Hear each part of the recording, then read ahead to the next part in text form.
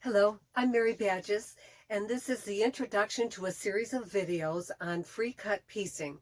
It's my favorite way to work, and I learned how to do this technique based on the work of Jan Mullen, Nancy Crow, and Gwen Marsden.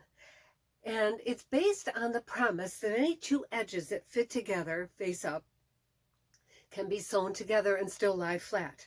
And the way I do that is I stack up usually 6 pieces of fabric. I trim around the edges of my stack so that they're all the same size to start with. And then I cut through the stack with my rotary cutter, drawing shapes in my stack. And then I mix and match the pieces and sew them back together. So it's a simple idea, but if you think back to other sewing techniques, you have a pattern that has a sewing line and a seam allowance.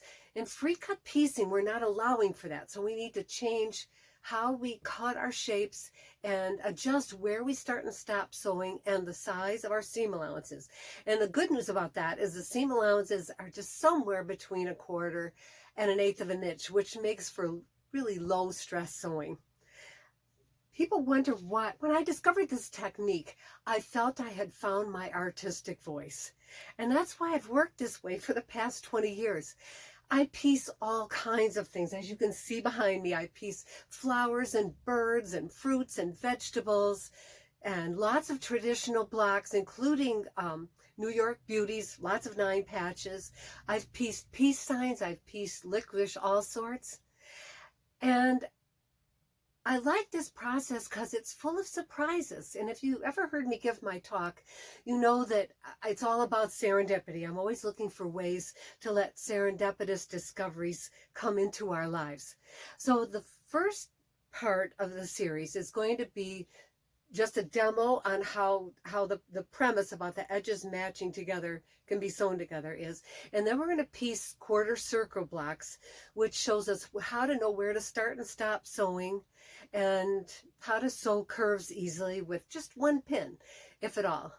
The second part is how to design our blocks so that we get nice sharp points where we want them. The third part is one of my favorite techniques, which I call insertions.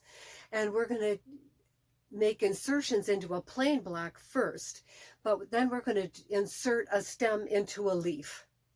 The fourth part is how to do really deep curves.